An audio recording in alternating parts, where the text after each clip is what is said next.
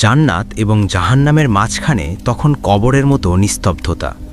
কোটি কোটি চোখ তাকিয়ে আছে একটি ধূসর দুম্বার দিকে, যার নাম মৃত্যু। ফেরেশতার হাতের ধারালো ছুরিটি যখনই মৃত্যুর গলায় পৌঁছ দিল, ফিনকি দিয়ে রক্ত ছিটকে পড়ল জাহান্নামের মাটিতে। সেই রক্তের ফোঁটা পড়ার শব্দ ইবলিসের কানে শোনালো মহাবিশ্বের সবচেয়ে বড় বিস্ফোরণের মতো। মৃত্যু মারা গেল। ইবলিস তার সিন্দুকের ভেতর চিৎকার করে উঠল, না না, কারণ সে বুঝতে পারল তার পালানোর শেষ দরজাটা চিরতরে সিলগালা হয়ে গেছে। এখন থেকে ব্যথা আছে কিন্তু শেষ নেই, আগুন আছে কিন্তু ছাই হওয়ার মুক্তি নেই। শুরু হলো দ্য ইনফিনিটি। দর্শক, আমরা আগের পর্বে দেখেছিলাম ইবলিসের 1000 কোটি বছরের শারীরিক যন্ত্রণার চিত্র, কিন্তু বিশ্বাস করুন 1000 কোটি বছর অনন্তকালের মহাসাগরে এক ফোঁটা পানির চেয়েও নগণ্য। যখন সময় শেষ হয়ে যায় তখন শুরু হয় এক নতুন ডাইমেনশন বা মাত্রা, যার নাম খুলুদ বা চিরস্থায়িত্ব। আজকের ভিডিওতে আমরা ডুব দেব সেই অন্ধকারের অতলে যা মানুষের কল্পনাকেও হার মানায়। আমরা দেখব 1000 কোটি বছর পর ইবলিসের মনের ভেতর কি চলছে, তার শরীর এখন কেমন রূপ নিয়েছে, জাহান্নামের বিষাক্ত কাঁটাযুক্ত গাছ জাক্কুম খাওয়ার সময় তার গলার ভেতর কি ঘটে, এবং সবচেয়ে ভয়ঙ্কর, যখন সে নিজের অনুসারীদের সামনে শেষ ভাষণ বা খুতবা দেবে তখন জাহান্নামীরা তার সাথে কি করবে। কলিজা শক্ত করে বসুন, কারণ এই বর্ণনা কোনো রূপকথা নয়, এটি সেই গন্তব্য যেখান থেকে ফিরে আসার কোনো টিকিট নেই। মৃত্যুকে জবাই করার পর প্রথম কয়েক হাজার বছর ইবলিস শুধু চুপ করে বসেছিল, নড়েনি, চড়েনি, এমনকি শ্বাসও নেয়নি। তার মস্তিষ্ক অনন্তকাল শব্দটিকে প্রসেস বা হজম করার চেষ্টা করছিল। একটু ভাবুন, 1000 কোটি বছর পার হয়েছে, কিন্তু সামনে আরও 1000 কোটি বাকি, তারপর আরও 1000 কোটি, তারপরও সময় শেষ হবে না। এই গাণিতিক হিসাবটি ইবলিসকে পাগল করে দেয়। সে তার সিন্দুকের অন্ধকার দেওয়ালে নখ দিয়ে আঁচড় কাটতে শুরু করে। লোহার দেওয়ালে নখের ঘর্ষণে এক অসহ্য শব্দ তৈরি হয়। সে বিড়বিড় করে বলে, আমি বের হতে চাই, আমি অস্তিত্বহীন হতে চাই। সে মনে করার চেষ্টা করে শূন্যতা কেমন ছিল। যখন সে সৃষ্টি হয়নি তখন তো কোনো ব্যথা ছিল না। সে আল্লাহকে ডাকতে চায়, কিন্তু তার জিহ্বা আড়ষ্ট হয়ে আসে, কারণ সে জানে তার এবং আল্লাহর মাঝে এখন লানত বা অভিশাপের এক বিশাল প্রাচীর। এই প্রাচীর ভাঙার ক্ষমতা তার নেই। তার মনে পড়ে সেই মুহূর্তের কথা যখন সে বলেছিল, আনা খয়রুম মিনহু, আমি তার অর্থাৎ আদমের চেয়ে শ্রেষ্ঠ। সেই একটি বাক্য আজ তাকে এই অনন্ত কারাগারের কয়েদি বানিয়েছে। 1000 কোটি বছর আগুনের মধ্যে থাকার ফলে ইবলিসের শরীরে এক ভয়াবহ বিবর্তন বা মিউটেশন ঘটেছে। সে এখন আর জিনের স্বাভাবিক আকৃতিতে নেই। তার উচ্চতা এখন মাইলের পর মাইল বিস্তৃত। তার চামড়াগুলো পুড়ে কালো কয়লার মতো হয়ে গেছে, কিন্তু সেই কয়লার ওপর দিয়েই আবার নতুন মাংস গজিয়ে ওঠে। তার শরীরের প্রতিটি লোমকূপ এখন এক একটি আগ্নেয়গিরির জ্বালামুখের মতো।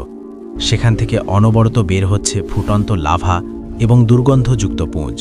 সবচেয়ে ভয়ঙ্কর অবস্থা তার চোখের।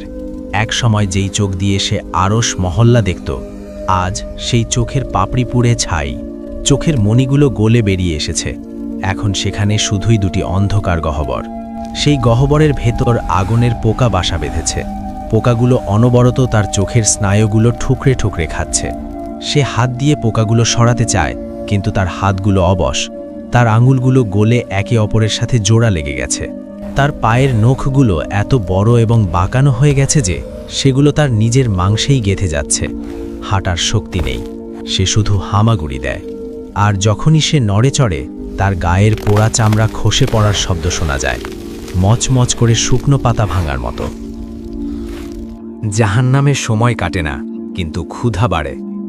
ইবলিসের পেটের ভেতর এমন এক ক্ষুধা তৈরি হয়েছে যা পৃথিবীর সমস্ত খাবার দিয়েও মেটানো সম্ভব নয়। মনে হচ্ছে তার পেটের ভেতর হাজার হাজার ক্ষুধার্ত নেকড়ে কামড়াকামড়ি করছে। সে ক্ষুধার জ্বালায় চিৎকার করে, খাবার দাও, বিষ হলেও দাও, বিষ হলেও দাও। তখন ফেরেশতারা তাকে শিকল দিয়ে বেঁধে টেনে নিয়ে যায় জাহান্নামের তলদেশে। সেখানে দাঁড়িয়ে আছে অভিশপ্ত গাছ জাক্কুম। গাছটির দিকে তাকালেই বুকের রক্ত পানি হয়ে যায়। এর এক একটি ফল দেখতে শয়তানের মাথার মতো, ফলগুলো থেকে আগুন ঝরছে, কাঁটাগুলো বর্ষার মতো ধারালো। ইবলিস সেই ফল খেতে চায় না, সে মুখ ফিরিয়ে নেয়, কিন্তু ফেরেশতারা আগুনের তৈরি সাঁড়াশি দিয়ে তার চোয়াল ফাঁক করে ধরে, তারপর জোর করে সেই জ্বলন্ত কাঁটাযুক্ত ফল তার গলার ভেতর ঢুকিয়ে দেয়। ফলটি মুখে নেওয়ার সাথে সাথে এক বিকট শব্দ হয়, যেন গরম তেলে পানি পড়েছে।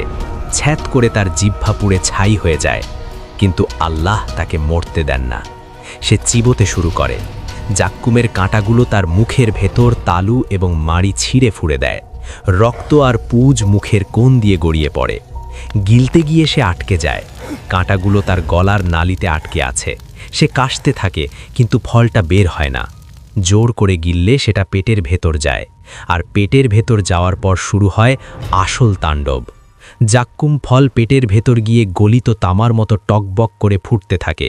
দর্শক, কল্পনা করুন তো, একটি জীবন্ত মানুষের পেটের ভেতর যদি লাভা ঢেলে দেওয়া হয়, ইবলিসের নাড়ি ভুঁড়িগুলো গলে পানি হয়ে যায়। সে নিজের পেটের দিকে তাকায়। স্বচ্ছ চামড়ার নিচ দিয়ে সে দেখতে পায় তার ভেতরের অঙ্গপ্রত্যঙ্গগুলো কিভাবে গলে যাচ্ছে। সে যন্ত্রণায় মাটিতে গড়াগড়ি দেয়। সে চিৎকার করে বলে, পেট জ্বলে গেল।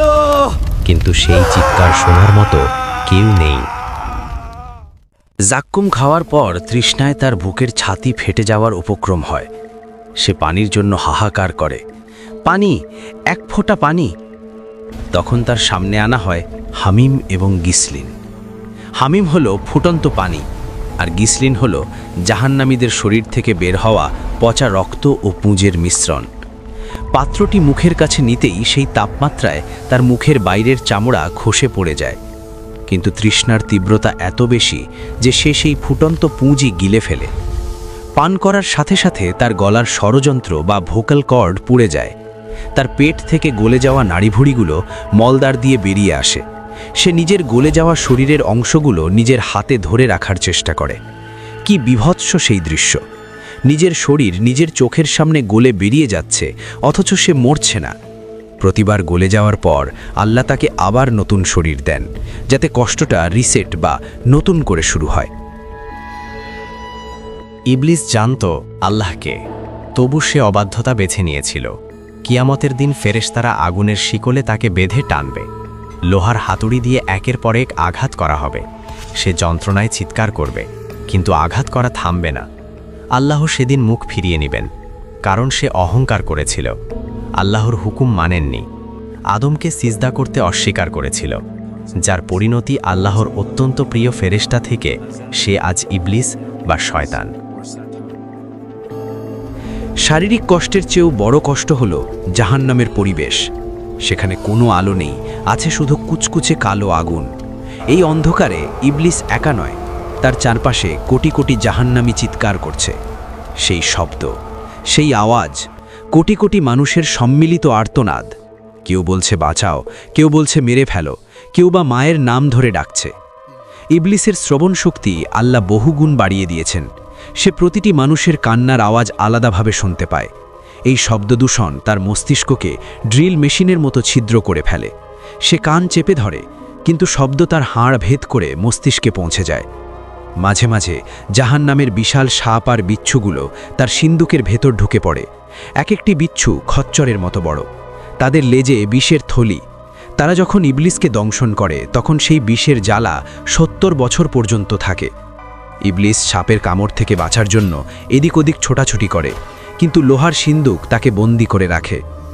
শারীরিক অত্যাচারের ফাঁকে ফাঁকে চলে মানসিক অত্যাচার। আল্লাহ তাআলা ইবলিসের মনের পর্দার ফ্ল্যাশব্যাকের মতো কিছু দৃশ্য ভাসিয়ে তোলেন। সে দেখতে পায় সেই দিনটির কথা, যেদিন আল্লাহ ফিরেশতাদের বলেছিলেন আদমকে সিজদা করতে। ইবলিস দেখতে পায় সে অহংকারের সাথে মাথা উঁচু করে দাঁড়িয়ে আছে। দৃশ্যটি দেখার পর ইবলিস এখন চিৎকার করে বলে, আমি কেন করলাম না, আমি কেন করলাম না। সে দেখতে পায় জান্নাতের দৃশ্য। জান্নাতের পাখিরা গান গাইছে, মুমিন বান্দারা শান্তিতে ঘুমাচ্ছে। জান্নাতের বাতাসের একটা ঝাপটা তাকে দেওয়া হয়, শুধু এটা বোঝানোর জন্য যে সে কি হারিয়েছে। সেই সুবাতাস তার কষ্ট আরও বাড়িয়ে দেয়। সে দেখে দুনিয়াতে যেই মানুষগুলো তাকে অভিশাপ দিয়ে আউজুবিল্লাহ পড়ত, তারা জান্নাতে হাসছে। এই দৃশ্য তার বুকে শেলের মতো বিঁধতে থেকে। ঈর্ষা, হিংসা আর আক্ষেপে সে নিজের বুক চাপড়াতে থাকে। ওরা মাটির তৈরি হয়ে জান্নাতে, আর আমি আগুনের তৈরি হয়ে আগুনে। এই হিংসা তাকে আজও পোড়ায়। 1000 কোটি বছর পর যন্ত্রণার যখন আর কোনো সীমা থাকে না, তখন ইবলিস এবং জাহান্নামীরা মিলে জাহান্নামের দ্বাররক্ষী মালিক আলাইহিসসালামকে ডাকে। জাহান্নামের গেট বন্ধ। তারা গেটের ওপাশ থেকে চিৎকার করে, হে মালিক, হে মালিক। 1000 বছর ধরে ডাকার পর মালিক আলাইহিসসালাম উত্তর দেন না। আরও 1000 বছর কাটে। অবশেষে মালিক আলাইহিসসালাম তাদের দিকে তাকান। ইবলিস তখন সবচেয়ে সামনে। তার চেহারা চেনার উপায় নেই। সে মালিক আলাইহিসসালামকে বলে, হে মালিক, আপনার রবের কাছে বলুন তিনি যেন আমাদের বিচারটা হালকা করে দেন। অন্তত একদিনের জন্য, মাত্র একদিনের জন্য আযাব বন্ধ রাখুন। মালিক আলাইহিসসালাম কোনো দয়া দেখান না। তিনি বলেন, তোমাদের কি সতর্ককারীরা আসেনি? তোমরা কি সত্যকে মিথ্যা বলনি? ইবলিস মাথা নিচু করে বলে, হ্যাঁ এসেছিল, আমরাই ভুল করেছি, কিন্তু আজ আমরা বিশ্বাস করছি। আমাদের ফিরিয়ে দিন, আমরা আর পাপ করব না। তখন আল্লাহ তাআলার পক্ষ থেকে চূড়ান্ত ধমক আসে, তোমরা ধিক্কৃত হয়ে এখানেই থাকো, আমার সাথে আর কথা বলবে না। সবচেয়ে নাটকীয় এবং হৃদয় বিদারক দৃশ্যটি ঘটে তখন যখন আল্লাহ ইবলিসকে একটি আগুনের মিম্বারে দাঁড় করান। তার সামনে কোটি কোটি জাহান্নামী, ফেরাউন, নমরুদ, আবু লাহাব এবং দুনিয়ার সমস্ত পাপী মানুষ। তারা সবাই ইবলিসের দিকে তাকিয়ে আছে, চোখে ঘৃণা আর আক্রোশ। তারা ভাবছে ইবলিস হয়তো তাদের বাঁচানোর কোনো উপায় বলবে। ইবলিস কাঁপতে কাঁপতে মিম্বারে দাঁড়ায়। তার গলায় আগুনের বেড়ি। সে কথা বলতে শুরু করে। তার সেই ভাষণ কুরআনে উল্লেখ আছে, সূরা ইব্রাহিম। সে বলে, আজ তোমরা আমাকে কেন দোষ দিচ্ছ? আল্লাহ তোমাদের সত্য ওয়াদা দিয়েছিলেন, আর আমি দিয়েছিলাম মিথ্যা ওয়াদা। আল্লাহ তার কথা রেখেছেন, আমি আমার কথা ভেঙেছি। জাহান্নামীরা চিৎকার করে ওঠে, তুই আমাদের ধোঁকা দিয়েছিস। ইবলিস তখন নিষ্ঠুর হেসে বলে, আমি ধোঁকা দিইনি, আমার তো কোনো ক্ষমতা ছিল না তোমাদের ওপর। আমি তো তোমাদের হাত ধরে পাপ করাইনি, আমি শুধু ডাক দিয়েছিলাম, এসো। আর তোমরা তো পাপ করার জন্য প্রস্তুত হয়েই ছিলে। তোমরা আমার ডাকে সাড়া দিয়েছ, তাই আজ আমাকে ভর্ৎসনা করো না, নিজেদের ভর্ৎসনা করো, নিজেদের ধিক্কার দাও। সে থামে, তারপর দীর্ঘশ্বাস ফেলে বলে, আজ তোমাদের আর্তনাদ শুনতে পাচ্ছি না, তোমরাও আমার আর্তনাদ শুনতে পাচ্ছ না। আমি নিজেও বাঁচতে পারছি না, তোমাদের কিভাবে বাঁচাবো? আমি তো নিজেই আল্লাহর আযাবকে ভয় পাই। এই ভাষণ শেষ হওয়ার পর জাহান্নামীরা ক্ষিপ্ত হয়ে ওঠে। তারা ইবলিসের উপর ঝাঁপিয়ে পড়ে। তারা তাকে ছিঁড়ে ফেলতে চায়। ধর ওকে, এই শয়তানের জন্যই আমাদের এই দশা। কোটি কোটি মানুষ ইবলিসকে আক্রমণ করে। তারা তাকে কামড়ায়, খামচায়, তার মাংস ছিঁড়ে নেয়। ইবলিস যন্ত্রণায় চিৎকার করতে করতে আগুনের সাগরে ডুব দেয়। সে পালাতে চায়, কিন্তু পালানোর জায়গা নেই। নিজের অনুসারীদের হাতে এই লাঞ্ছনা তার জন্য আগুনের চেয়েও বড় শাস্তি। ভিড়ের মধ্যে নির্মমভাবে মার খাওয়ার পর ফেরেশতারা তাকে আবার টেনে নিয়ে যায় সেই নির্জন সিন্দুকের ভেতর।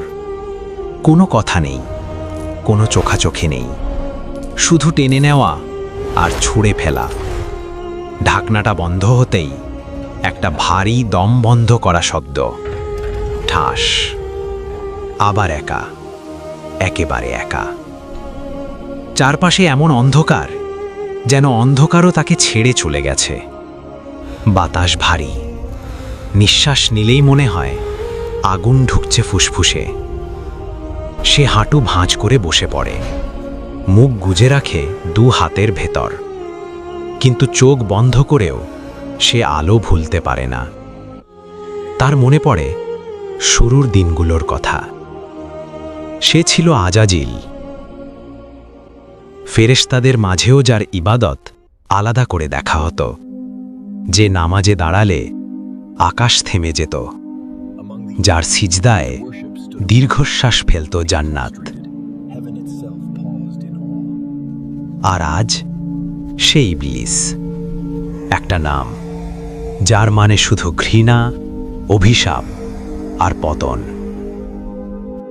তার ঠোঁট কাঁপে, শুকনো গলায় বিড়বিড় করে বলে, একটা সিজদা, মাত্র একটা সিজদা। কিন্তু শব্দগুলো এই সিন্দুকের দেয়ালে লেগে ভেঙে পড়ে। তার চোখ দিয়ে পানি ঝরে, কিন্তু মাটিতে পৌঁছানোর আগেই আগুনের তাপে বাষ্প হয়ে উড়ে যায়।